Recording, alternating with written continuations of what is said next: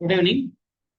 So last special கிளாஸ்ல நம்ம என்ன சொல்லியிருந்தோம் அப்படின்னா, ஸோ வரக்கூடிய குரூப் ஒன்ல வந்து அண்ட் ஆஃப்கோர்ஸ் குரூப் டூ கூட, குரூப் டூல வந்து என்ன கொஷின்ஸ், அதாவது ப்ரீவியஸ் இயர் கொஷின் பேஸ் பண்ணி ஒரு 25 டாபிக்ஸ் வந்து ரொம்ப ரொம்ப முக்கியமாகுது அப்படின்னு சொல்லியிருக்கு. 25 டாபிக்ஸ்ல வந்து நமக்கு வந்து ஹை ஈல்டு, அதிகமான கேள்விகள் வந்து அந்த 2 டாபிக், அந்த 25 டாபிக்ல இருந்து வரும் அப்படின்னு சொல்லியிருந்தேன். ஸோ அந்த 25 டாபிக்ல ஒவ்வொரு டாபிக்கா எடுத்து நம்ம எக்ஸாமுக்குள்ள அந்த டாபிக்ஸை முடிச்சிட்டோம்னாலே, ஸோ கம்மி போர்ஷன்ல அதிகமான மார்க்கை வந்து எப்படி ஸ்கோர் பண்றதுங்கிறது தான் இதோடைய ஸ்பெஷல் கிளாஸோடைய மோட்டிவ். அண்ட் அது மட்டும் இல்லாம ஸ்பெஷல் கிளாஸ் நம்ம இதுக்கு முன்னாடி வந்து பிகினர்ஸ், அதாவது பிகினர் ஃப்ரெண்ட்லியா எப்படி இப்போ டிஎன்பிஎஸ்சி எப்படி இருக்கும், கட் ஆஃப் என்ன, எப்படி படிக்கணும், சிலபஸ்னா என்ன, கவுன்சிலிங் ப்ரோக்ராம்ல எப்படி நடக்கும், சரிங்களா, ஞாபகம் வச்சுக்க முடியலன்னு சொல்லி நிறைய பேர் சொன்னீங்க. அந்த ப்ராப்ளம்ஸ் எல்லாத்தையும் நம்ம வந்து ரிட்ரஸ் பண்ணிட்டு இருந்தோம், சரியா. ஆனா இப்போ வந்து எக்ஸாம் டைம் வந்துருச்சு. இப்போ வந்து நம்ம இந்த எக்ஸாம்க்காக தான் இந்த ஸ்பெஷல் கிளாஸே நம்ம போட்டிருக்கோம். இப்போ முக்கியமா வந்து நான் லாஸ்ட் செஷன்லேயே நான் சொல்லியிருப்பேன், நம்மளுடைய ப்ரிப்பரேஷன் அப்படின்றது ஃபர்ஸ்ட் வந்து பிகினரா இருக்காங்க. அதுக்கப்புறம் வந்து பாத்தீங்கன்னா அட்வான்ஸ்ட், அடுத்த லெவல் வந்து அட்வான்ஸ்ட், அதுக்கப்புறம் அடுத்த லெவல் தான் ப்ரோ லெவல். இப்போ நான் நடத்திட்டு இருக்கிறது வந்து ப்ரோ லெவல். இப்போ அதாவது இன்னைக்கு நடத்த போற இந்த 25 டாபிக்ஸ் படிக்கணும் அப்படின்னு நான் சொன்னேன் இல்லையா. இந்த 25 டாபிக்ஸ் அப்படின்றது வந்து நீங்க ஆல்ரெடி பிகினர் ஃப்ரெண்ட்லியா இருக்கணும், அட்வான்ஸ் இருக்கணும். இதெல்லாம் முடிச்சதுக்கு அப்புறம் தான் வந்து இந்த போகணும். அதாவது நான் என்ன சொல்லிட்டு இருக்கேன்னா, இப்போ வரக்கூடிய நம்ம இன்னும் ஒரு 50-60 நாள் தான் இருக்கக்கூடிய எக்ஸாம், அதாவது குரூப் ஒன் அண்ட் அதை தொடர்ந்து குரூப் டூ. இந்த 2 எக்ஸாம்ல 25 டாபிக்ஸ் வந்து ரொம்ப இம்பார்ட்டன்ட் ஆகுது. அதுல இருந்து நம்ம பார்க்கணும்னு சொன்னேன். அதனால இந்த வெறும் 25 டாபிக் மட்டும் நம்ம போய் எக்ஸாம் எழுதி பாஸ் பண்ணிடலாமா அப்படின்னு நினைச்சீங்கன்னா முடியாது. நீங்க ஃபர்ஸ்ட் வந்து பிகினரா இருந்தீங்கன்னா நீங்க ஃபவுண்டேஷனை கம்ப்ளீட் பண்ணிருக்கணும். ஃபவுண்டேஷன்ங்கிறது என்ன அப்படின்னா ஸ்கூல் புக்ஸ், சரிங்களா. ஸ்கூல் புக்ஸ் அதாவது இந்த மொத்தமாவே 3 சப்ஜெக்ட் தான், சரியா. ஒன்னு லாங்குவேஜ், பொது தமிழ்னு சொல்லுவோம், ஜென்ரல் தமிழ், பொது தமிழ்.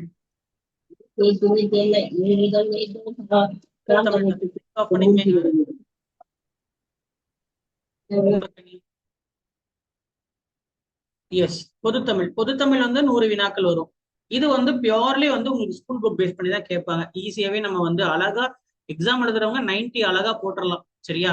அடுத்து வந்து ஜிஎஸ். இதுதான் எக்ஸாம எல்லாரும் கிராக் பண்ணக்கூடிய முக்கியமான விஷயம். எக்ஸாம் கிராக் பண்ணணும்னா யாரு ஜிஎஸ் மாஸ்டர் பண்றாங்களோ அவங்க தான் கிராக் பண்றாங்க. Because Tamil school book level ஒரே ஒரு பாடம் 100 கேள்விங்கிறனால எல்லாருமே மார்க் எடுத்துருவோம். ஆனா நீங்க 100க்கு 100 எடுத்தாலும் ஃபெயில் தான். கட் ஆஃப் வந்து பாத்தீங்கன்னா 160 மேல வரும். அதனால ஜிஎஸ் வந்து யார் எடுக்கிறீங்களோ 75 மார்க் ஜிஎஸ். இதுவே குரூப் ஒன்னா இருந்தா 175 மார்க் வரும். குரூப் ஒன்ல என்ன வராது, புது தமிழ் வராது, சரிங்களா. ஸோ வந்து ஜென்ரல் ஸ்டடீஸ்ல வந்து 75 175, இதுல வந்து நம்ம 80% கிட்ட எடுக்கணும், 80% எடுக்கணும். யார் எடுக்கிறீங்களோ அவங்க தான் பாஸ். அடுத்தது மேக்ஸ். மேத்தமெட்டிக்ஸ் எல்லாருக்கும் ஒரு பயமான ஒரு சப்ஜெக்ட், சரியா. இதுல வந்து 2 எக்ஸாம், குரூப் ஒன்னும் சரி குரூப் டூவும் சரி, ரெண்டு எக்ஸாம்லயுமே 25 கொஸ்டின் தான். இது ஒரு அசால்ட்டு நம்ம 21 23 ஏதோ 1-2 கொஸ்டின் 25 எய்ம் பண்ணணும். 23 எடுத்தாலே போதும். ஆவரேஜ் ஸ்கோர் வந்து அதுதான். யாருமே 25 எடுத்து தான் கிளியர் பண்ணணும் அப்படின்ற அவசியம் கிடையாது. 23 பிளஸ் இருக்கணும், 23 அப்படின்ற மாதிரி இருக்கணும், சரிங்களா. அப்படி இருந்தா இதுதான் உங்களுக்கு வந்து கட் ஆஃப் லெவல். அப்ப வந்து இதுல எக்ஸாம் வந்து யார் பாஸ் பண்றாங்களோ அவங்கள வந்து யார் அப்படின்றத நிர்ணயம் செய்யக்கூடியது ஜென்ரல் ஸ்டடிஸ் தான், சரிங்களா. இந்த ஜென்ரல் ஸ்டடிஸ்ல நீங்க வந்து ஃபவுண்டேஷன் முடிச்சிருக்கணும், ஸ்கூல் புக்ஸ் கம்ப்ளீட் பண்ணிருக்கணும், அதுவும் கான்செப்சுவலா படிச்சிருக்கணும். ஏன்னா கேள்வி வந்து இந்த consider the following type question, கூற்று காரணம் கேள்வி, அசர்ஷன் ரீசன், இந்த மாதிரி கேள்வி எல்லாம் பாத்தீங்கன்னா புக்ல இருந்தே கேட்கறது இல்ல. சோ முன்னாடி எல்லாம் பாத்தீங்கன்னா 5 வருஷம் 6 வருஷம் முன்னாடி, அதான் நான் லாஸ்ட் ஸ்பெஷல் கிளாஸ்ல சொல்லியிருப்பேன், ஒரு 6 இயர்ஸ் முன்னாடி எல்லாம் வந்து கொஸ்டின் பேப்பர் வந்து ரொம்ப ஈஸியா இருந்துச்சு. இப்போ வந்து கொஸ்டின் எவால்வ் ஆயிருச்சு. அதுதான் இந்த ப்ராஜெக்ட் பேரு. டிஎன்பிஎஸ்சி கொஸ்டின் வந்து எவால்வ் ஆயிருச்சு. ஸ்கூல் புக்ல இருந்து டைரக்டா வந்து கேள்வி எல்லாம் கேட்கறது கிடையாது. இப்போ அப்ப எங்க இருந்து கேட்கறான் அப்படின்னா நம்ம கொஞ்சம் வெளியே போற மாதிரி இருக்கு. இதுக்காக தான் நம்ம வந்து ப்ரீவியஸா ட்ரைப்ஸ், பழங்குடி மக்கள் இருந்து ஒரு கேள்வி கன்ஃபார்ம் வருது அப்படின்னு சொல்லி ட்ரைப்ஸ் அப்படின்னு சொல்லிட்டு ஒரு 3 ஹவர் செஷன் அப்படின்றது யூடியூப்ல இருக்கு. இதை பார்க்கலாம். அதுக்கப்புறம் வந்து பாத்தீங்கன்னா இன்னைக்கு நம்ம பார்க்கக்கூடிய டாபிக் வந்து பாத்தீங்கன்னா ரொம்ப ரொம்ப முக்கியமான டாபிக். அதுவும் லாஸ்ட் 4 வருஷமா இந்த ஏரியால இருந்து கேள்வி வந்துட்டே இருக்கு. அண்ட் இந்த இந்த டாபிக்கை இந்த நம்ம பார்க்கக்கூடிய இந்த ½ இதை முடிக்க முடியாது. இது கொஞ்சம் பெரிய டாபிக், சரிங்களா. ஆனா இது பார்த்தோம்னா கம்பல்சரியா அதிகபட்சம் 4 கொஸ்டின் கேரண்டியா சொல்லலாம். 4 கொஸ்டின் வந்து ஜிஎஸ்ல வந்து கேரண்டி. அவ்வளவு முக்கியமான டாபிக். என்ன டாபிக் கேட்டீங்கன்னா, இது எங்க வருது, இந்த டாபிக் எதோட ரிலேட் ஆயிருக்கு அப்படின்னா எக்கனாமிக்ஸோட ரிலேட் ஆயிருக்கு, பொருளாதாரத்தோட ரிலேட் ஆகிக்கூடிய டாபிக், சரிங்களா. இது வந்து என்ன அப்படின்னா இதுல 2 டாபிக் இருக்கு. எக்கனாமிக்ஸ் கூட ரிலேட் ஆகிற 2 டாபிக், 2 டாபிக்குமே கிட்டத்தட்ட ஒரே போர்ஷன் தான். போர்ஷன் வந்து ஒரே கேட்டகரியில தான் வருது. ஆனா இது டைரக்டா இந்த சிலபஸ்ல மென்ஷனே ஆகல, not mentioned in the syllabus. சிலபஸ்ல மென்ஷன் ஆகவே இல்லை. அதனால நம்ம இதை எப்படி பாக்குற மாதிரி இருக்கு, கரண்ட் அஃபேர்ஸ் அதை பாக்குற மாதிரி இருக்கு. சரியா? எந்த டாபிக் அப்படின்னு கேட்டீங்கன்னா, முதல்ல தெரிஞ்சுக்க வேண்டிய டாபிக் வந்து தமிழ்நாட்டுடைய பட்ஜெட். வருஷ வருஷம் நமக்கு வந்து நிதி அறிக்கை அப்படின்னு சொல்லி விடுவாங்க. சரியா? வருஷ வருஷம் இந்திய அரசு தமிழ்நாடுடைய அரசாங்கத்துக்கிட்ட எவ்வளவு பணம் இருக்கு, சரியா, வரவு செலவு கணக்கு தான், வேற ஒன்றும் இல்லை. எவ்வளவு பணம் வந்திருக்கு, சரியா, எதுக்கு எவ்வளவு பணத்தை ஒதுக்கியிருக்காங்க, எந்தெந்த திட்டத்துக்கு எவ்வளவு பணத்தை ஒதுக்கியிருக்காங்கிற வரவு செலவு கணக்குங்கிறது ஒரு டாக்குமெண்டாவே இருக்கும். அதே போல இது வந்து முன்னாடியே எப்பவுமே பிப்ரவரியில தான் அறிவிப்பாங்க. இப்போ முன்னாடி இந்த ஸ்டாலினுடைய கவர்மெண்ட் வந்து ஹானரபிள் ஸ்டாலினுடைய கவர்மெண்ட் வந்து ஆல்ரெடி ரிலீஸ் பண்ணிட்டாங்க. பட் இப்போ ஏன் மறுபடியும் ரிலீஸ் பண்ணிருக்காங்க அப்படின்னா, இது வந்து இன்ட்ரீம் பட்ஜெட், நேற்று தான் ரிலீஸ் ஆச்சு. சரியா? இன்ட்ரீம்னா இடைக்கால. சரியா? இடைக்கால பட்ஜெட், அதாவது இப்ப புது கவர்மெண்ட் ஃபார்ம் ஆயிருக்கு இல்லையா? சோ கவர்மெண்ட் புதுசா ஃபார்ம் ஆயிருக்கனால இப்ப இவங்க அவங்களோட, ஏன்னா முன்னாடி இருந்த வரவு செலவு கணக்கே இந்த அரசாங்கமும் இப்ப புதுசா உருவாயிருக்கக்கூடிய சிஎம் விஜயும் அதே ஃபாலோ பண்ணுங்கிற அவசியம் இல்லை. அவர் வந்து புது கணக்கை போடுறாரு, வேற ஒண்ணும் இல்லை. அதனால நம்ம வந்து கவர்மெண்ட் புதுசா ஃபார்ம் ஆச்சுன்னா என்ன பண்ணுவாங்க, இடைக்கால பட்ஜெட்னு சொல்லி என்ன பண்ணுவாங்கன்னா லான்ச் பண்ணுவாங்க. சோ இப்போ இவங்க என்ன பண்ணிருக்காங்க, நிறைய ஸ்கீம்ஸ் எல்லாம் மாத்திருக்காங்க. முன்னாடி இருந்த ஸ்கீம்ஸ் எல்லாத்துக்குமே பாத்தீங்கன்னா நிறைய பேர் மாற்றம் நடந்திருக்கு. அப்ப கண்டிப்பா அதுல எக்ஸாமுக்கு கேட்பானா கேட்க மாட்டானா, எதுக்கெல்லாம் எவ்வளவு அமௌண்ட் ஒதுக்கியிருக்காங்க கேட்பாங்களா கேட்க மாட்டாங்களா? அண்ட் இதெல்லாம் நம்ம வந்து இதுல பட்ஜெட் டாக்குமெண்ட்ல தெரிஞ்சுக்க வேண்டியது. இது ஒரு பெரிய டாக்குமெண்ட். பட்ஜெட்டுங்கிறது டாக்குமெண்ட். நம்ம எங்க போய் பார்க்கலாம் அப்படின்னா, தமிழ்நாடு பட்ஜெட் 2026 அப்படின்னு நினைச்சிட்டீங்கனாலே எப்பயுமே அபிஷியல் வெப்சைட்ஸ் தான் போய் பார்க்கணும். சரி, தேர்ட் பார்ட்டி வெப்சைட்ஸ்ல பார்க்க கூடாது. சரியா? அபிஷியல் நம்ம தமிழ்நாடு வெப்சைட்டே பாருங்க, https tn.gov.in finance department.tamilnadu.gov.in இருக்கா? ஐபின்னு இருக்கா? அது ஐபி, ஐபின்னு என்ன இப்பதானே சொன்னேன். ஐபின்னு என்ன? Interim budget. Interim budget. சரியா? இடைக்கால.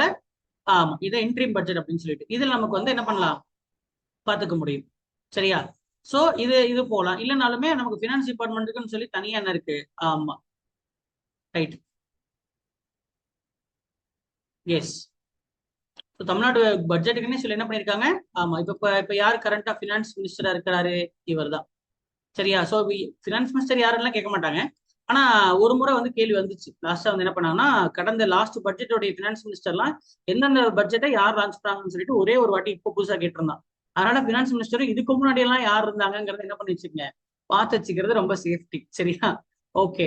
சோ இந்த இன்ட்ரீம் பட்ஜெட்டுங்கிறது நம்ம இதுக்கு முன்னாடி இருக்கக்கூடிய பட்ஜெட்டும், அதாவது ஸ்டாலின் கவர்மெண்ட் விட்ட பட்ஜெட்டும் பார்க்கணும், ப்ராப்பர் பட்ஜெட். இவங்க விட்டுருக்கிறது இடைக்கால பட்ஜெட். ரெண்டுத்துக்கும் என்ன டிஃபரன்ஸுங்கிறது பார்த்து வச்சிருக்கணும். சரியா? ஏன்னா ரெண்டுமே நமக்கு இம்பார்ட்டன்ட். இது ஒண்ணு. சரியா? இடைக்கால பட்ஜெட்டுங்கிறது எக்கனாமிக்ஸ்ல 2 டாபிக்னு சொன்னல, 2 இது படிக்கணும். ஒண்ணு பட்ஜெட், தமிழ்நாட்டுடைய இந்த வருஷத்துக்கான வரவு செலவு கணக்கு, சிம்பிளா சொன்னா அப்படித்தான். அடுத்தது என்ன அப்படின்னா, இது வர வருஷத்துக்கு, இந்த வருஷம் நம்மகிட்ட எவ்வளவு, அதாவது 2025ல நம்ம எவ்வளவு பணம் வரவு பண்ணிருக்கோம், அது வரவு. செலவு பண்ண போறது 2026க்கு. புரியுதா? இது வரவு, இது வந்து இந்த வருஷம் வந்து செலவு கணக்கு.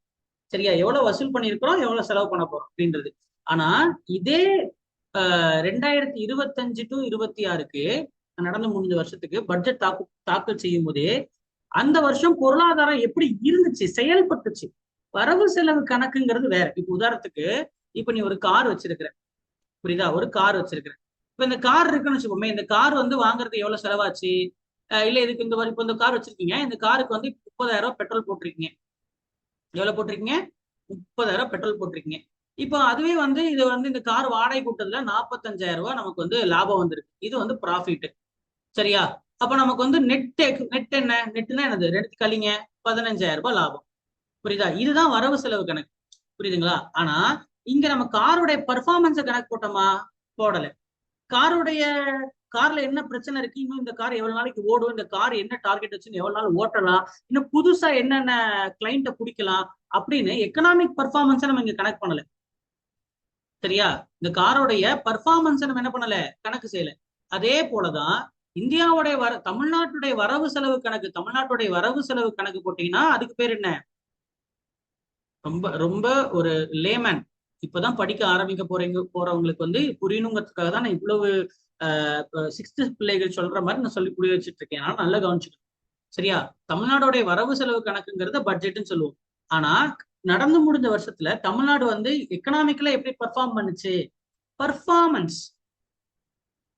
தோனி எப்படி பெர்ஃபார்ம் பண்ணாரு, எத்தனை சிக்ஸ் அடிச்சாரு, இப்போ எவ்வளவு அவரோட ரன் ரேட் என்ன அப்படின்ற பண்றதுக்கு பேர் தான் பெர்ஃபார்மன்ஸ். அது தனி டாக்குமெண்டா இருக்கும். அதுக்கு பேர் தான் எக்கனாமிக் சர்வே. பாத்தீங்களா, பேர்ல இருக்குல்ல சர்வே. சர்வே என்ன, கணக்கெடுப்பு மாதிரி எடுத்திருக்காங்க. சரி, நடந்து முடிஞ்ச வருஷத்துக்கு. இந்த இந்த டாக்குமெண்ட்டும் ரொம்ப ரொம்ப முக்கியம். அதாவது தமிழ்நாடு நடந்து முடிஞ்ச ஆண்டுக்கு, நடந்து முடிஞ்ச கம்ப்ளீட் ஆன இயருக்கு பெர்ஃபார்ம் எப்படி பண்ணுச்சு எக்கனாமிக்கலா, பொருளாதார அடிப்படையில எப்படி அதை எப்படி தமிழ்நாட்டுல வந்து எப்படி பெர்ஃபார்ம் ஆயிருக்கு, எவ்வளவு தொழிற்துறைகள் இருக்கு, எத்தனை பேருக்கு லோன் கொடுத்துருக்காங்க, யாரு பெஸ்டா ஒர்க் பண்ணிருக்காங்க அப்படின்ற ஒரு ரேங்க் கார்டு மாதிரி தான் இந்த எக்கனாமிக் சர்வே.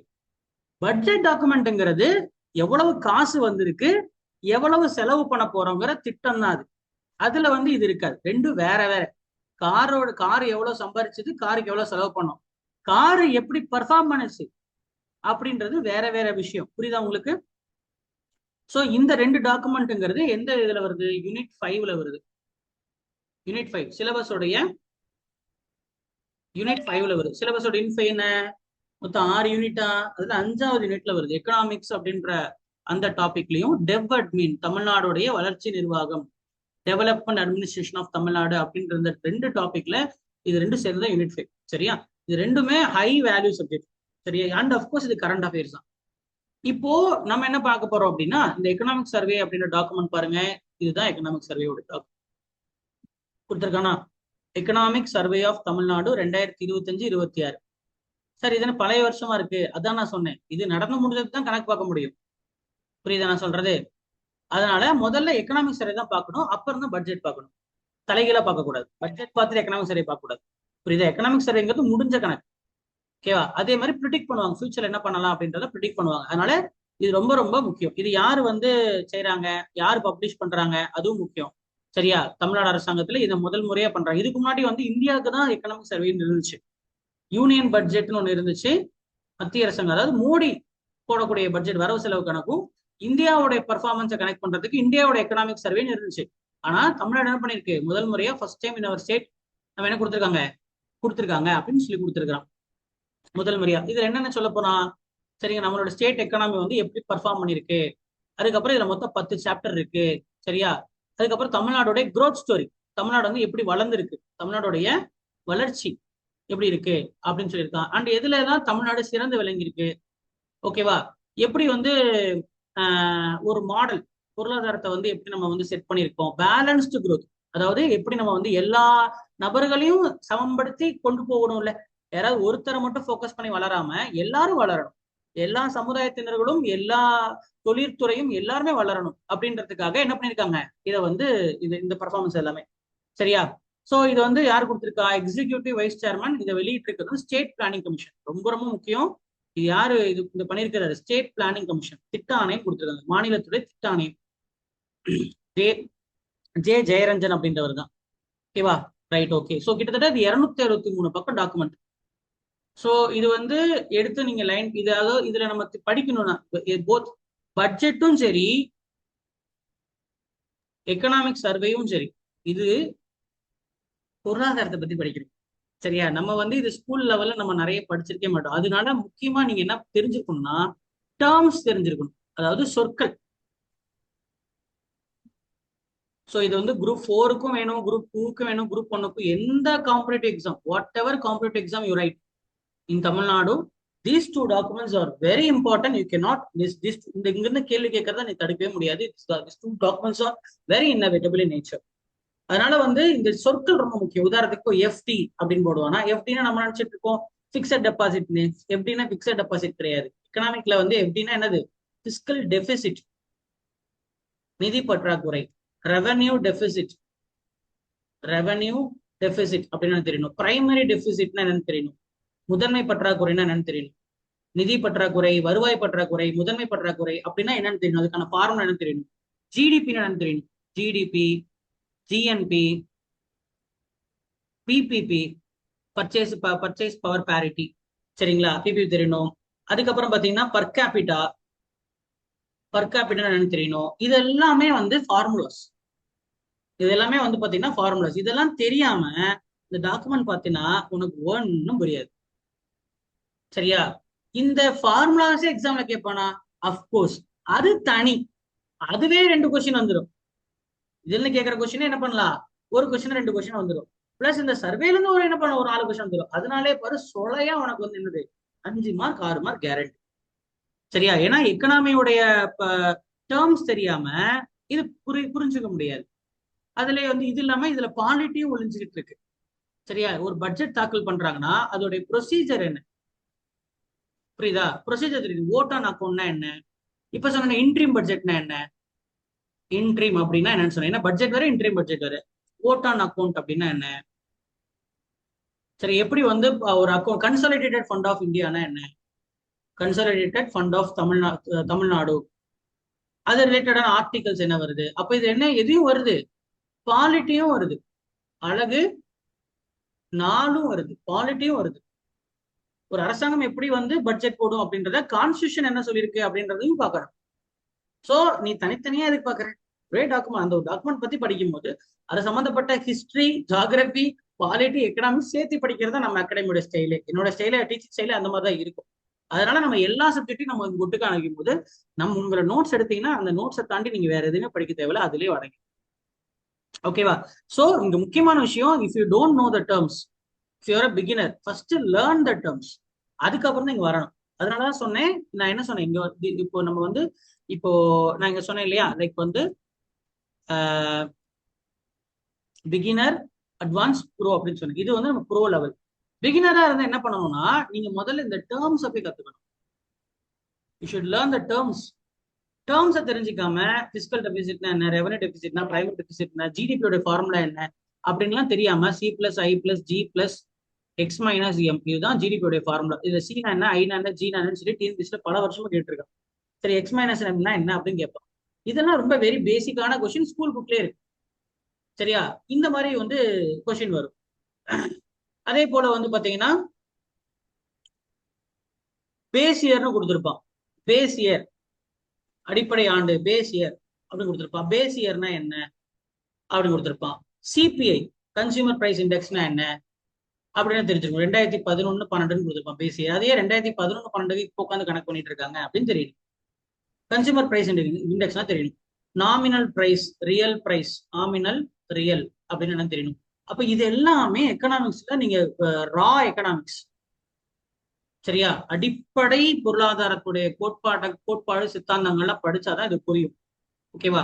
சரி, anyhow so if you are a beginner, if you are watching this video, நீங்க பாக்குறீங்க, if you are attending this session, you can feel difficult. And இது எல்லாத்தையுமே நம்ம வந்து என்ன பண்ணிட முடியாதுன்னா, இப்பதான் நான் சொன்னேன், இது வந்து எவ்வளவு பக்கம், 263 பக்கம்.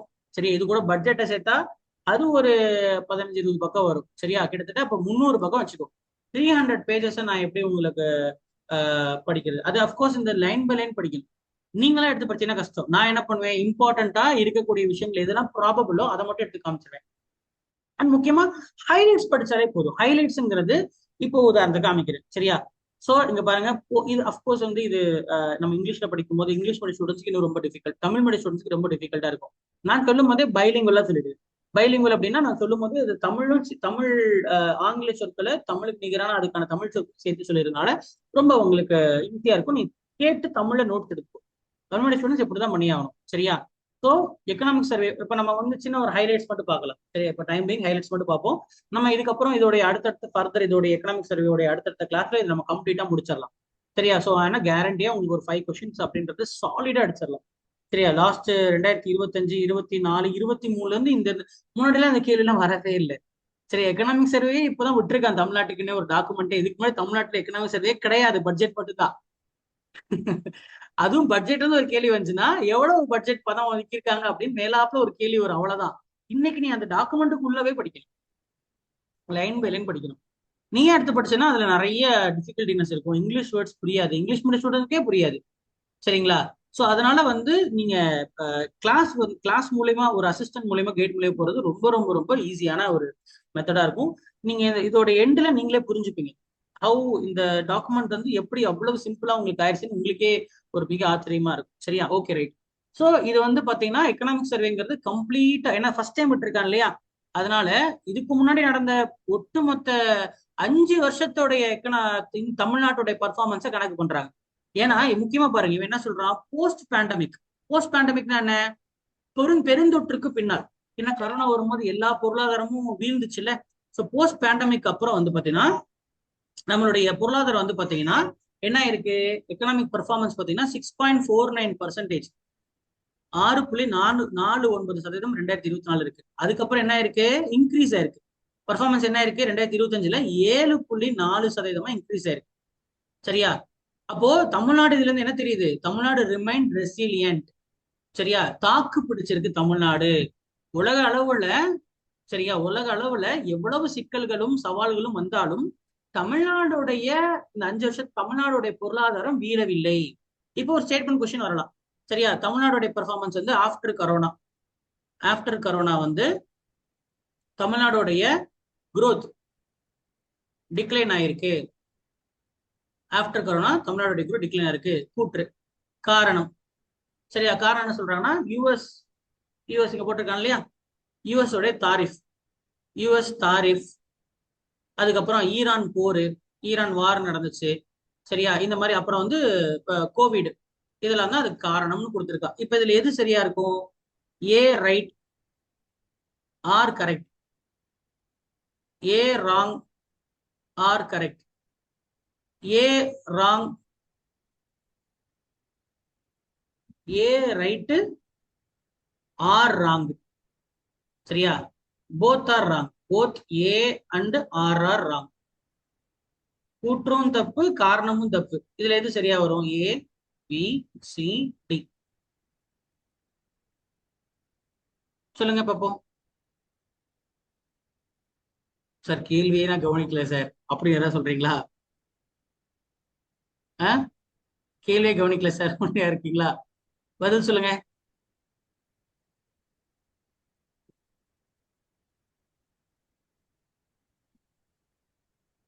உதயபாரதி, என்ன ஆன்சர் இருக்கு?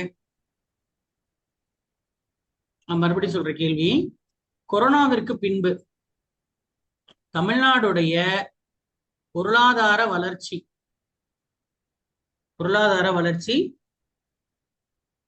சரிவடைந்துள்ளது. காரணம் அமெரிக்காவின் வட்டி விகிதம், ஈரானுடனான போர் மற்றும் கோவிட், இதெல்லாம் தான் இது காரணம்.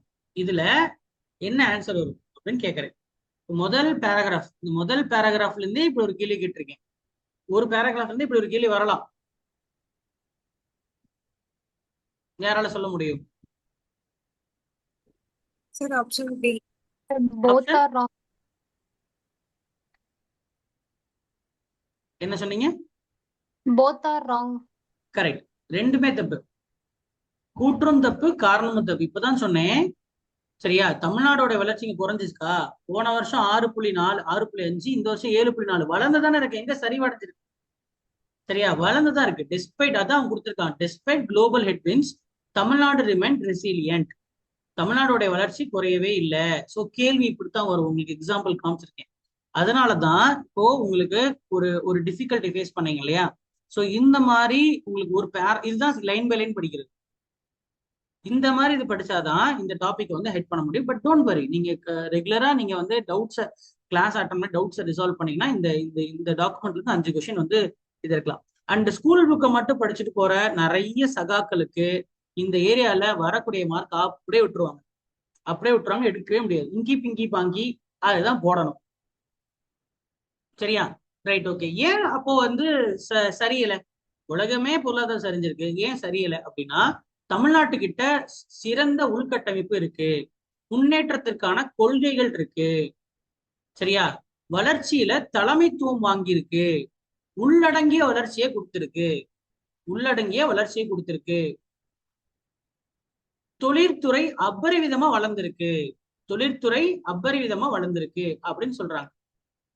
பில்டிங் ஸ்ட்ராங்கா இருக்குங்க, அதனால எத்தனை புயலே வந்தாலும் நாங்க நகர முடியாது, எங்களை அசைக்க முடியாது அப்படின்றான்.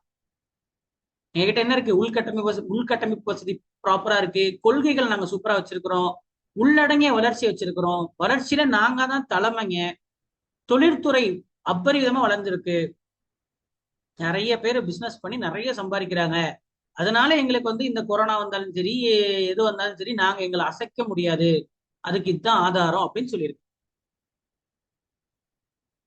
என்னடா கதை விடுறீங்க அப்படின்னு தோணுச்சுன்னா, ஏன்னா யோசிக்கும் போது இப்ப நம்ம சாமானிய மக்கள் வந்து பாத்தீங்கன்னா, இப்போ ரீசெண்டா இப்போ தேர்தல் நடக்கும் போதெல்லாம் என்ன வளர்ச்சி நடந்துச்சு, ஒரு வளர்ச்சி இல்ல அப்படிலாம் சொல்லுவாங்க. இப்ப நம்ம அரசு அதிகாரிகள், அப்ப அரசு அதிகாரிகளா இருக்கும்போது நமக்கு எல்லாமே டேட்டா தான் பேசும். டேட்டா சர்வே இதெல்லாம் தான் பேசும். தமிழ்நாடு வளர்ந்திருக்கா அப்படின்றதுக்கு அதுக்கு தானே ஸ்டாட்டிஸ்டிக்ஸ் புள்ளியல்னு ஒரு டாக்குமெண்ட், ஒரு ஒரு டிபார்ட்மெண்ட்டே இருக்கு. அப்போ தமிழ்நாடுடைய ஃபுல் கணக்கு வழக்கு பத்தின டாக்குமெண்ட் தான் இது. இதுதான் பேசும். இதுதான் நீங்க பார்த்துட்டு பேசவும் செய்யணும். சும்மா வாயில வடை சுடக்கூடாது. தமிழ்நாடு வளரல, என்ன பெருசா பண்ணாங்க அப்படின்னு நம்ம என்ன சொல்லக்கூடாது, சொல்லக்கூடாது. சரியா? இத படிச்சீங்கன்னா அவ்வளவு வளர்ச்சி, அவ்வளவு நல்ல ஒரு ஒரு என்ன சொல்றது, ஒரு ப்ரொக்ரஸிவான கவர்மெண்ட் வந்து கொடுத்துருக்காங்க. சரியா? இதை படிச்சீங்கன்னா தான் உனக்கு தெரியும். ஒருவேளை அவங்களாவே எழுதிருப்பாங்களோ சார், அப்பெல்லாம் பண்ண முடியாது. சரியா? ஏன்னா இந்த டாக்குமெண்ட் எல்லாரும் படிப்பாங்கல்ல, அதனால ஃபேக் பண்ண முடியாது. சரியா? ஓகே. சோ இப்போ இந்தியாவுல தமிழ்நாடுடைய நிலப்பரப்பு எவ்வளோ அப்படின்னு கேட்டா, தமிழ்நாடுடைய நிலப்பரப்பு 4%. இது ஸ்கூல் புக்ல இருக்கு. மக்கள் தொகை எவ்வளோ? 6%. 6%. எப்படி? இந்தியாங்கிற நிலப்பரப்புல, இந்தியாங்கிற நிலப்பரப்பு 100% அப்படின்னா, இந்தியாங்கிற நிலப்பரப்பு 100% அப்படின்னா, அதுல அதுல தமிழ்நாடு. சரியா? தமிழ்நாடு எத்தனை சதவீதம்? 4%. அதே போல இந்தியால 100 பேர் இருக்காங்க அப்படின்னா, தமிழ்நாட்டுல எத்தனை பேர் இருக்கா? 6 பேர் இருக்கு. இது வெரி பேசிக்கான கொஸ்டின். முக்கியமான விஷயம், இது 2011 சென்சஸ் அடிப்படையில் முடிவு ஆகும். ஏன்னா லாஸ்ட் சென்சஸ் அப்போதான் எடுத்தாங்க, இன்னும் எடுக்கல. இப்ப இந்த 6%ங்கிறது என்ன மாறி இருக்கலாம். பாத்தீங்களா எவ்வளவு முக்கியமான தகவல் எல்லாம் கொடுக்குறாங்கன்னு. சரி, அடுத்தது பாருங்க. The state contributed 9.4% to national GDP 2024. Last 2024ல 2024-25, அதாவது இந்த வருஷத்துக்கும் முந்தின வருஷத்துக்கும் முந்தின வருஷம். ஓகேவா? இந்தியாவுடைய ஜிடிபி, அதாவது இந்தியா 100 ரூபாய் சம்பாதிச்சா அதுல தமிழ்நாடு மட்டுமே எவ்வளவு சம்பாதிச்சிருக்கு? எவ்வளவு சம்பாதிச்சிருக்கு? 9 ரூபா 40 காசு. 9 ரூபா 40 காசு சம்பாதிச்சிருக்கு. இந்தியாவுடைய ஜிடிபியில தமிழ்நாடுடைய ஜிடிபியோடைய பங்கு. சார் இந்த நம்பர்ல ஞாபகம் வச்சுக்கணுமா? அரே பாய்ஸ், இதுதான் கேள்வியாவே கேட்பான். அதுதான் சொல்லிட்டு இருக்கேன். அப்ப நம்பரை ஞாபகம் வச்சுக்காம இப்ப எதுக்கு போற? வேற என்ன படிக்கிறதுல? இதை படிக்கிறதே நம்பரை தான். அந்த ஸ்டாட்டிஸ்டிக்ஸை தான் படிக்கணும். பூரா நம்பர் தான். சர்வேல வேற என்ன இருக்கும்? கணக்கு வழக்குல கணக்கு தானே இருக்கும். உடனே நம்மால இவ்வளவு இப்படி எல்லாம் நம்பர் அதான் சொல்லிட்டு இருக்கேன். நம்பர் தான் நம்ம படிக்கணும். அப்ப இந்தியா 100 ரூபாய் சம்பாதிச்சா இந்தியாவுடைய தேசிய வருமானத்துல, இந்தியாவுடைய தேசிய வருமானம் அப்படின்னு சொல்லலாம். அல்லது மொத்த உள்நாட்டு உற்பத்தி, மொத்த உள்நாட்டு உற்பத்தி, மொத்த அதான் ஜிடிபி, ஜிடிபியோட தமிழாக்கம். மொத்த உள்நாட்டு உற்பத்தியில, சரியா, எவ்வளவு சதவீதம்? 9.4%. அப்ப இதுல என்ன புரியுது உனக்கு? இந்தியா 10 ரூபா சம்பாதிச்சா, இந்தியா 100 ரூபா சம்பாதிச்சா தமிழ்நாடு 10 ரூபா சம்பாதிக்குதுன்னு அர்த்தம். அப்ப இந்தியாங்கிற எத்தனை மாநிலம்? 28 மாநிலமும் சேர்ந்து 100 ரூபா சம்பாதிச்சிருக்கு. அப்போ அதுல ஒரு மாநிலம் வெளில போயிருச்சுன்னா, தமிழ்நாடு மட்டும் வெளில போயிருச்சுன்னா இந்தியாவில 90 ரூபா தான் சம்பாதிக்க முடியும். அப்ப ஒரு மாநிலமே 10 ரூபா சம்பாதிக்குது. 100ல 10 ரூபான்னா அப்ப பாத்துக்கேன். புரியுது உங்களுக்கு? 28 மாநிலம் அப்படின்னா, புரியுது உங்களுக்கு? தமிழ்நாடு தூக்கிட்டாலே 10% போச்சு. அப்ப மத்த மாநிலங்களை கம்பேர் பண்ணும்போது தமிழ்நாடு எவ்வளவு சம்பாரிச்சிருக்கு பாருங்க. அவ்வளவு பங்கு கொடுத்துருக்கு. இது எந்த கணக்கு? 2024-25.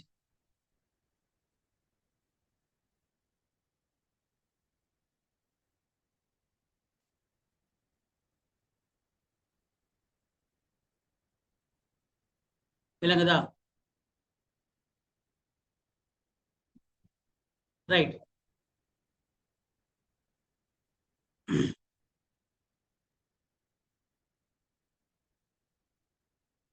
உற்பத்தி துறை உற்பத்தி துறை 24-25ல 14.25% வளர்ந்திருக்கு. மேனுஃபேக்சரிங் செக்டர் எவ்வளவு வளர்ந்திருக்கு? Manufacturing sector 14.74%. எல்லாமே 2024-25ல பேசிட்டு இருக்கு. இந்தியாவுடைய ஆவரேஜ் இந்தியா 4.5% தான் வளர்ந்திருக்கு. ஆனா தமிழ்நாடு 3 மடங்கு அதிகமா வளர்ந்திருக்கு. சரியா? இந்தியாவின் சராசரியை விட நம்பரும் ஞாபகம் வச்சுக்கணும், வாக்கியமும் ஞாபகம் வச்சுக்கணும். இப்ப லாஸ்ட் ஒரு கேள்வி கேட்டேன்னா கூட்டுக்காரணம் கேள்வி, அதுல நம்பர் வந்துச்சா? இல்ல வாக்கியம் தானே வந்துச்சு. அப்ப வாக்கியமும் நம்ம ஞாபகம் வச்சுக்கணும். இந்தியாவின் சராசரி வளர்ச்சியை விட, தொழில்துறை வளர்ச்சியை விட தமிழகம் 3 மடங்கு அதிகமான வளர்ச்சியை சந்தித்தது. சரியா தவறா? சரி. கூற்று வந்து சரி.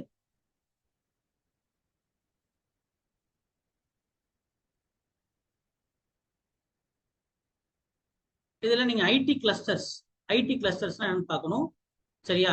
ஐடி கிளஸ்டர் இது வந்து ஹோம்ஒர்க். தமிழ்நாட்டில் இருக்கக்கூடிய எல்காட் உருவாக்கிக்கூடிய செஸ், ஆல் செஸ். சரியா? செஸ் அடிச்சாலே வரும் விக்கிபீடியால. சரியா? இது ஸ்கூல் புக்லயும் ஒரு மேப் இருக்கு. இத மேப் வரைஞ்சு நீ வந்து எழுதிட்டு வரணும். மேப் வரைஞ்சு எங்கெங்க செஸ் இருக்கு. சரியா? சேலத்துல எங்க இருக்கு, ஜாகிரமாபாளையத்துல இருக்கு, கோயம்புத்தூர்ல எங்க இருக்கு, மதுரையில எங்க இருக்கு, சென்னையில எங்க இருக்கு அப்படின்னு என்ன பண்ணணும்? செஸ்னா சிறப்பு பொருளாதார மண்டலம், ஸ்பெஷல் எக்கனாமிக் ஜோன். சிறப்பு பொருளாதார மண்டலம் தமிழ்நாட்டுல எங்கெங்க இருக்கு அப்படின்னு என்ன பண்ணணும்? எல்காட் செஸ் அல்லது எல்கோ செஸ் அடிச்சாலும் வரும். அதுல எது பெருசு எது சின்னது அப்படின்னு பார்க்கணும். அந்த மாவட்டத்துல எங்க இருக்கு அப்படின்னு பார்க்கணும். இப்ப சேலம் அப்படின்னா, சேலம் அப்படின்ற மாவட்டத்துல ஜாகிரமாபாளையம் அப்படின்ற இடத்துல இருக்கு. சென்னை அப்படின்னா சென்னையில சோழிங்கநல்லூர்ல இருக்கு அப்படின்னு என்ன பண்ணணும்? பார்த்துட்டு இருக்கணும். விலாங்குறிச்சியில இருக்கு அப்படின்னு என்ன பண்ணணும்? பார்த்துட்டு இருக்கணும். இது ஹோம்ஒர்க் பண்ணிடலாம் தானே? ஓகே.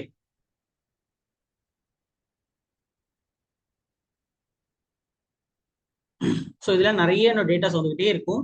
இதெல்லாம் நான் உங்களுக்கு ஃபர்தரா சொல்றேன். சரியா? முக்கியமானது மட்டும் இப்ப பார்க்கலாம்.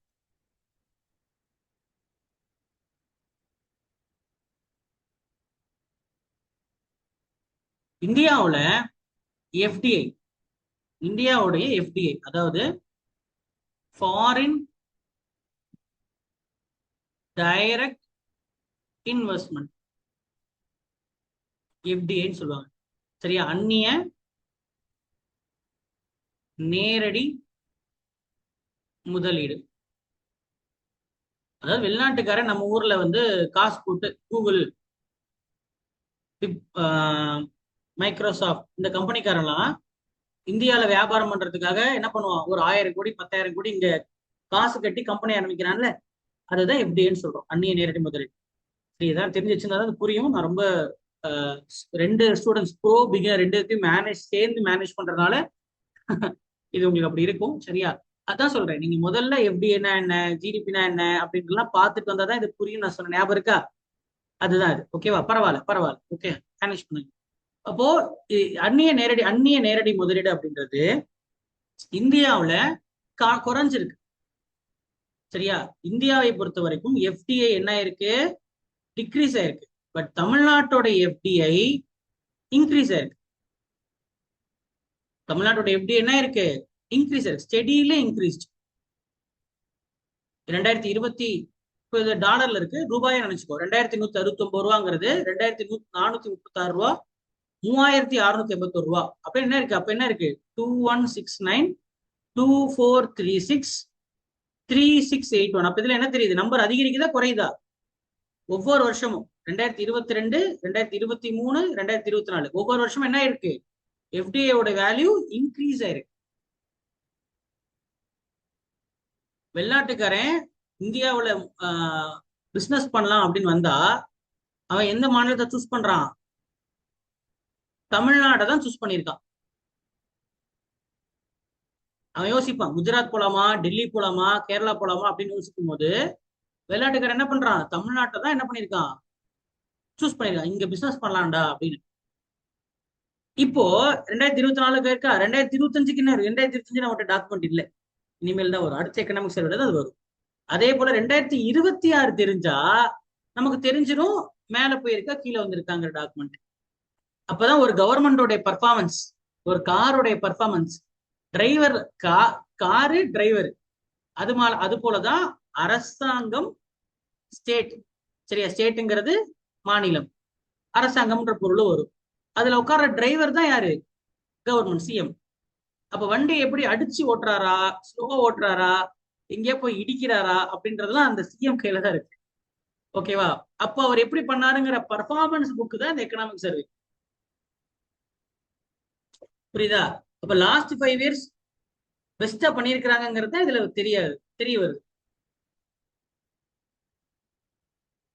அது மட்டும் இல்லாம இந்தியாவிலேயே தமிழ்நாடு தான் மிகவும் நகரமயமாக்கப்பட்ட மாநிலம். The most urbanised state. இது எக்ஸாம்பிள் ஒரு வாட்டி கேட்டிருக்கோம். The most urbanised state. அதாவது இந்தியாவுல 7 லட்சம் கிராமம் இருக்கு. ஆனா மாவட்டம் பாத்தீங்கன்னா ஒரு 800 மாவட்டம் தான் இருக்கு. தமிழ்நாடு எடுத்துக்கிட்டீங்கன்னா தமிழ்நாட்டுல 50% நகரம்னா 50% கிராமம். அதனாலதான் அப்ப இங்க எந்த மாநிலத்துல நிறைய நகரங்கள் இருக்கு, அதிக நகரங்களை உடைய மாநிலம் தமிழ்நாடு. அதனாலதான் அதிகமான நகரமயமாக்கப்பட்ட மாநிலம் அழைக்கப்படுது. இந்தியாவில 28 மாநிலத்துல எந்த மாநிலத்துல நிறைய நகரங்கள் இருக்கு, தமிழ்நாடு தான்.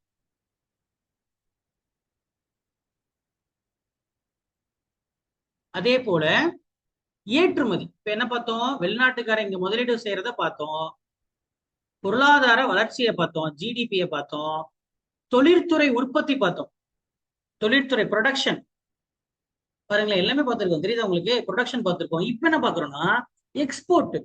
வெளிநாட்டுக்கு எக்ஸ்போர்ட் எல்லாரும் தெரிஞ்சிருக்குல்ல, இந்தியாவில் உற்பத்தி பண்ணி வெளிநாட்டுக்கு ஏற்றுமதி. இப்ப நாமக்கல்ல முட்டைலாம் ஏற்றுமதி ஆகுதுல்ல, சரியா? அது எக்ஸ்போர்ட். அடுத்து எக்ஸ்போர்ட்டுக்கான புள்ளி விவரத்தை சொல்றான். என்ன புள்ளி விவரம் பாரு. சரியா, இந்தியாவை என்ன அழைக்கிறாங்க, டெட்ராய்ட் அழைக்கிறாங்க. உலகத்தின் டெட்ராய்ட், இந்தியாவின் டெட்ராய்ட். டெட்ராய்ட்னா முதல்ல என்ன, நிறைய பேருக்கு வந்து மான்செஸ்டர்னாலே எனக்கு தெரியாது. சரியா, ஆனா எது மான்செஸ்டர் கிட்ட டக்குன்னு சொல்லிடுவான். சரி, இந்தியாவின் மான்செஸ்டர் எது, தமிழ்நாட்டின் மான்செஸ்டர் எதுன்னா டக்குன்னு சொல்லிடுவான். ஆனா மான்செஸ்டர் என்னடா, அது என்ன ஒரு வகையான மானா அப்படி தெரியணும்ல. யாருக்கு தெரியும் வாட் இஸ் மான்செஸ்டர்? என் கிளாஸ் அட்டன் பண்ணவங்களுக்கு தெரிஞ்சிருக்கும். Why do we call it as Manchester?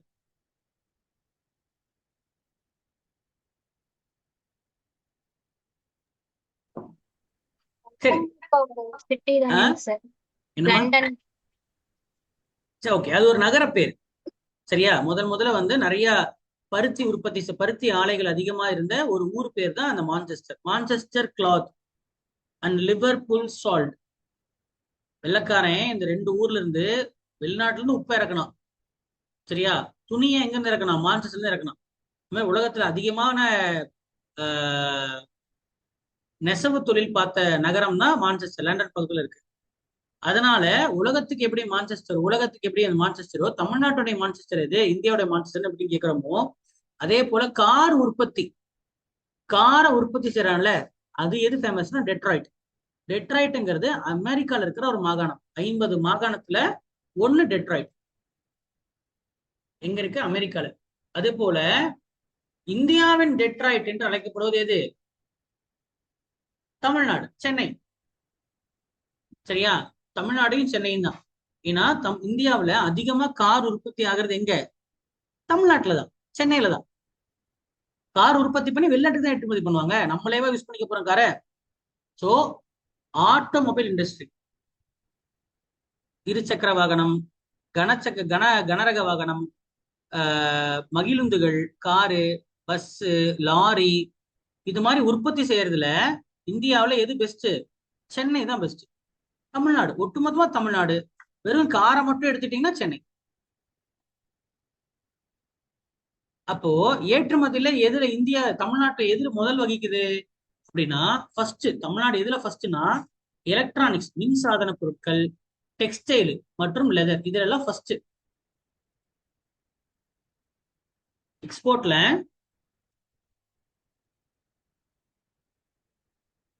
எக்ஸ்போர்ட்ஸ்ல எதுல ஃபர்ஸ்ட் தமிழ்நாடு அப்படின்னா எலக்ட்ரானிக்ஸ். இந்த டிவி, மிக்சி இதெல்லாம் எலக்ட்ரானிக்ஸ். அதுக்கப்புறம் என்ன, டெக்ஸ்டைல், சட்டை பேண்ட். அதுக்கப்புறம் லெதர். லெதர்னா தெரியும்ல, தோல். அதே போல எக்ஸ்போர்ட்ல செகண்ட் எது, தமிழ்நாடு எதுல செகண்ட் விலைக்கு விளங்குது அப்படின்னா engineering products. Engineering engineering products. இந்த பிசிபி போர்டுலாம் பார்த்துருப்பீங்களா, பிசிபி போர்டு, இந்த மாதிரி இன்ஜினியரிங் ரிலேட்டடான பொருட்களை அதுல இந்தியாவுல 2வது இடத்துல இருக்கு.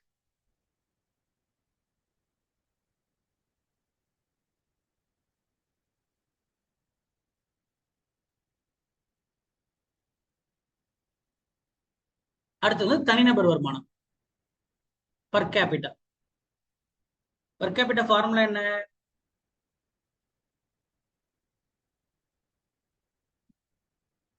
பர் கேபிட்டா ஃபார்முலாலாம் ஒரு 15 வருஷத்துக்கு முன்னாடி டீம் கேட்டிருந்தான். இப்போ அதெல்லாம் கேட்கறது இல்லை. சரியா, ஆனா ரொம்ப பேசிக். பர் கேபிட்டா ஃபார்முலா என்ன, தேசிய வருமானம் பை மொத்த மக்கள் தொகை. தனிநபர் வருமானம் பர் கேபிட்டா. அதாவது இப்ப ஜிடிபி, ஜிடிபிய எதால வகுக்கணும், மொத்த மக்கள் தொகை.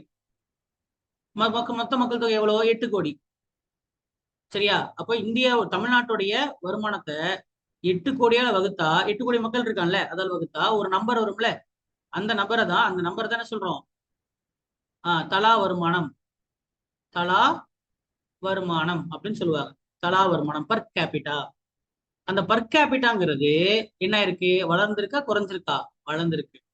ஜிடிபி வளர்ந்தா அவ பர் கேபிட்டா வளரும்ல. ரொம்ப சிம்பிளான லாஜிக் இது இல்லையா. பர் கேபிட்டா என்னது, எவ்வளவா, அதாவது நம்ம ஒவ்வொருத்தரும், சௌமியா, லிங்கேஸ்வரி, சல்மான், தினேஷ் எல்லாருமே எவ்வளவு சம்பாதிக்குது, நம்ம எல்லா தலைக்கும், ஒவ்வொருத்தர் தலைக்கும் தமிழ்நாடு எவ்வளவு உற்பத்தி பண்ணுது, 3.6 lakhs, 3,60,60,000 ரூபாய் உற்பத்தி பண்ணுது. இந்தியா எவ்வளவு உற்பத்தி பண்ணு, இந்தியா 2 லட்சம் தான். இந்தியாவுடைய தலா வருமானம் 2 லட்சம். ஆனா தமிழ்நாட்டுடைய தலா வருமானம் என்ன, 3,60,60,000 ரூபாய். அப்போ இந்த வரிசையில தமிழ்நாடு எத்தனாவது வகையில இருக்கு, 3வது மாநிலமா இருக்கு. தலா வருமானத்துல பர் கேபிட்டல் இன்கம்ல தமிழ்நாடு எத்தனாவது ஸ்டேட், 3rd லார்ஜஸ்ட். அப்ப எதுல ஃபர்ஸ்ட், எதுல செகண்ட், எதுல தேர்டு, எவ்வளவு நம்பருங்கிறதெல்லாம் ஞாபகம் வச்சுக்கணுமா இல்லையா. கேள்விக்கு கொஸ்டின் கேட்கறவனா இருந்தா இந்த டாக்குமெண்ட் எடுத்தா வரி வரியா 10 கேள்வி எடுக்கலாம். புரியுதா, வரி வரியா 10 கேள்வி அவ்வளவு இருக்கு இதுல.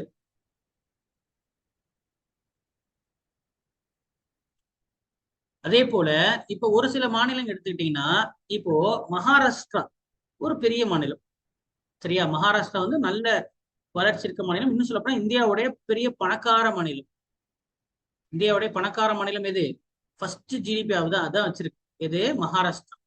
ஆனா மகாராஷ்டிராவுடைய ஒட்டுமொத்த ஜிடிபியும் மகாராஷ்டிரால இருந்து வரல. ஒரே ஒரு ஊரு, மும்பை அப்படின்ற நகரத்துல இருந்து மட்டும்தான் வருது. மகாராஷ்டிரால இருந்து மும்பைங்கிற ஒரு தீவை தூக்கிட்டா, இதுதான் மகாராஷ்டிரா. சரியா, இதுதான் மகாராஷ்டிரா. இதுல ஒரு குட்டி ஊர் தான் மும்பை, அது ஒரு தீவு. சரியா, இந்த ஒரு ஊரு தான் சரியா அதிகமா சம்பாதிக்குது. இந்த ஒரு ஊரை மட்டும் தூக்கிடுவோம், தூக்கிட்டா மகாராஷ்டிரா சும்மா டொக்கு. சரியா, இங்க மேற்கு தொடர்ச்சி மலை வேற வருது. மேற்கு தொடர்ச்சி மலை வர்றதுனால இந்த பக்கம், இந்த பகுதியை ட்ரையஸ்ட் ஸ்டேட், ரொம்ப ஒன்னும் வறண்ட பகுதி, இதை விதர்பான்னு சொல்லுவாங்க. இந்த இடத்துல மழையே பெய்யாது, ஏன்னா அது மலை மறைவு பகுதியா இருக்கு. மகாராஷ்டிராவுடைய இந்த பக்கம் ரொம்ப செழிப்பா இருக்கும், மேற்கு தொடர்ச்சி மலைக்கு இந்த பக்கம். ஆனா மகாராஷ்டிராவோட இந்த பக்கம் ஒன்றும் இல்லை, வறண்ட பகுதி. தக்கான பீடபூமியோட சென்டர் பாட்டு. இன்னும் சொல்ல போனா டெசர்ட் இது. தமிழ்நாட்டுல இந்தியாவுல எத்தனை பாலைவனம் இருக்கு, இன்பக்கணி சொல்லுங்க பார்ப்போம். இந்தியாவில் எத்தனை பாலைவனம் இருக்கு,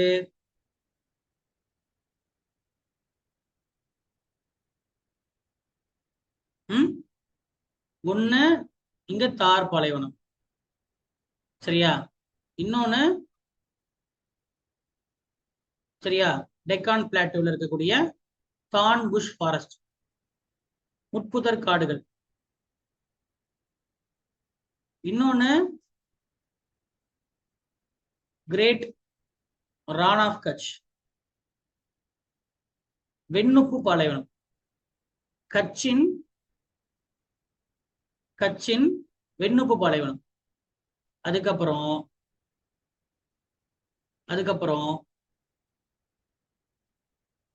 கோல்டு டெசர்ட், குளிர் பாலைவனம். லடாக், ஸ்பிட்டி வேலி, இதெல்லாம் என்னது இந்தியாவுடைய குளிர் பாலைவனம். அப்போ மகாராஷ்டிராவுடைய பெரிய பகுதி அந்த பக்கம், மலைக்கு அந்த பக்கம் ஃபுல்லா வறண்ட பகுதிகள் தான். அப்பனா என்ன அர்த்தம்? 4 பாலைவனம் இருக்குன்னு அர்த்தம். ஓகேவா? இந்தியாவில் 4 பாலைவனம், அதுல இது ஃபுல்லா ட்ரை ஸ்டேட். அதனால மும்பையை தூக்கிட்டீங்கன்னா 5 பைசா பெறாது மகாராஷ்டிரா. ஆனா தமிழ்நாடு அப்படி கிடையாது. தமிழ்நாடு எடுத்துக்கங்க, தமிழ்நாட்டுல எதுனா சூப்பரான ஸ்டேட் ஊரு சொல்லுங்க. அப்ப நீங்களே சொல்லாம பதில் சொல்லுங்க. முதல்ல என்ன சொல்லுவீங்க? முதல்ல சென்னை. அப்புறம் என்ன? சென்னையை விட்டா, சென்னையை தூக்கிட்டா தமிழ்நாடு ஒண்ணு இல்லையா? இல்ல, கோயம்புத்தூர் இருக்குது. சரி, அதை விட்டா ஒசூர் இருக்கு. வெரி குட், ஒசூர் இருக்கு. சேலம் இருக்கு. சூப்பர். அப்புறம் மதுரை இருக்கு. மதுரை. அப்புறம் இன்னும் ஒண்ணு, திருச்சி. திருச்சி விட்டுறக்கூடாது, சரியா? திருச்சி. அந்த மாதிரி தமிழ்நாட்டுடைய வளர்ச்சி என்பது ஒரு பகுதியில் இல்லாம பரவி காணப்படும். சரியா தவறா? சரி. மற்ற மாநிலங்களை விட தமிழ்நாடுடைய பொருளாதாரம் அப்படின்ட்டு ஒரு இடத்துல இல்லாம evenly distributed in multiple urban centres, பல நகர பகுதிகளில் பரவி இருக்கு. கோயம்புத்தூர், மதுரை, திருப்பூர், திருச்சிராப்பள்ளி, சேலம் அப்படின்னு என்னது நாட்டினுடைய பொருளாதார வளர்ச்சிக்கு ஒரு பிராந்தியம் மட்டும், ஒரு நகரம் மட்டும் பங்களிப்பு கொடுக்கல, எல்லாரும் சேர்ந்து பங்களிப்பு கொடுக்குறாங்க.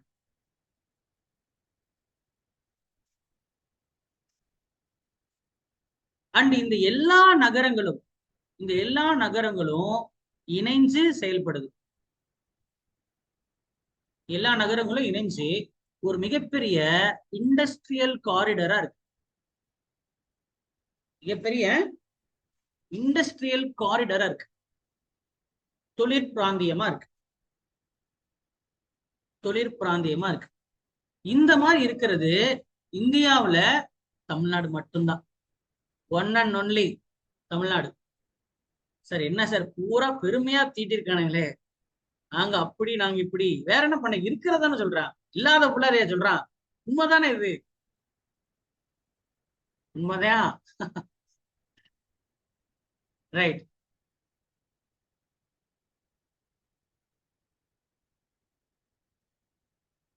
அதே போல சரி, தமிழ்நாடோட இலக்கு என்னதான் சாதிக்க போற? இப்படி பெர்ஃபார்மன்ஸ் எப்படி பண்ணுதுங்கிறது என்னதான் இலக்கு? ஒரு கோல் வேணும் இல்லையா? என்ன கோல்னா வெரி வெரி வெரி இம்பார்ட்டன்ட். சரியா? இந்தியாவுடைய கோல், மோடிக்கு என்ன கோல்னா 5 ட்ரில்லியன் அப்படின்றத அச்சீவ் பண்ணணும். 5 ட்ரில்லியன், ட்ரில்லியன்னா லட்சம் கோடி. அதாவது 10 போட்டு 10க்கு அப்புறம் 12 போடணும். 12 சைபர், 10க்கு அப்புறம் 12 சைபர் போட்டினா ட்ரில்லியன். அதாவது லட்சத்துக்கு 5, கோடிக்கு 7, அப்ப ஆக 12. அப்ப 5 போட்டு இன்ட்டு 10 போட்டு மேல 12 போட்டு அது கூட டாலரை போடணும். அது கூட என்ன பண்ணணும்? டாலர். இன்னைக்கு டாலர் எவ்வளோ?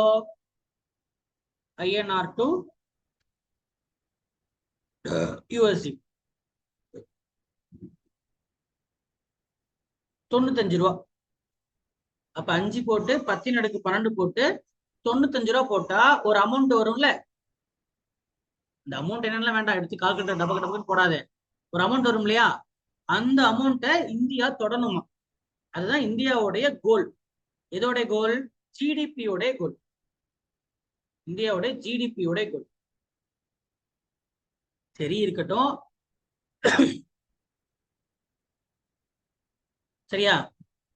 தமிழ்நாடுடைய கோல் என்னன்னா 2030க்குள்ள 1 போட்டு 10 போட்டு 12 அடுக்குல போட்டு இன்டு 95 ரூபா. அப்படின்னா என்ன அர்த்தம்? $1 trillion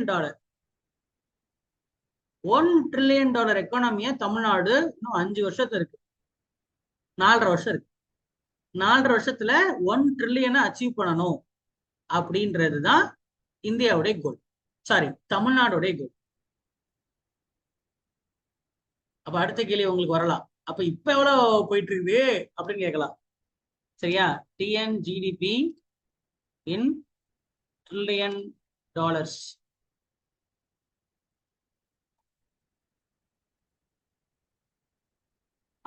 இப்போ பாத்தீங்கன்னா 31, அதாவது which is approximately 320 billion. Okay, அப்ப நம்ம எவ்வளவு இருக்கோம்னா $320 பில்லியன் இருக்கும். $320 பில்லியன் இப்போ இருக்கும். அப்ப எவ்வளவு கம்மியா இருக்கும்?